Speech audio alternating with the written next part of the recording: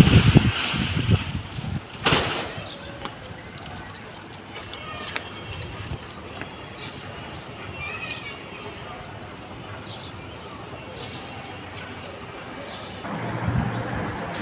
আলাইকুম।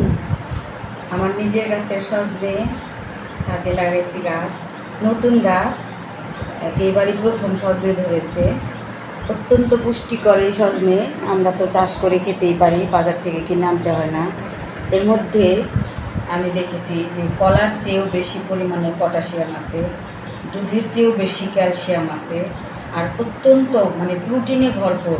আর অনেক উপকারী উপাদানের মধ্যে আছে যা বলে শেষ করা যাবে না। এর গুণের কথা বলতে গেলে অনেক সময়।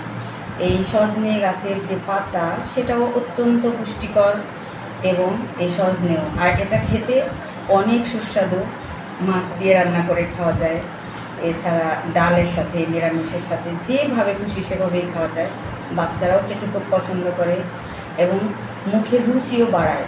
অনেকের দেখা যায় যে খাবারের প্রতি রুচি থাকে না, এই সজনে ডাঁটা খেলে তাদের মুখের রুচিও বৃদ্ধি করে।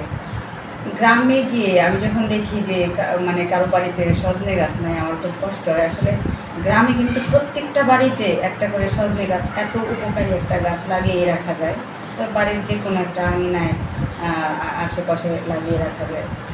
আমরা যদি ছাদেই চাষ করতে পারি তাহলে গ্রামে কেন করা যাবে না? সবাই মিলে একটু চাষ করে খেলে তার আমাদের বাজার থেকে কিনে খেতে হয় না।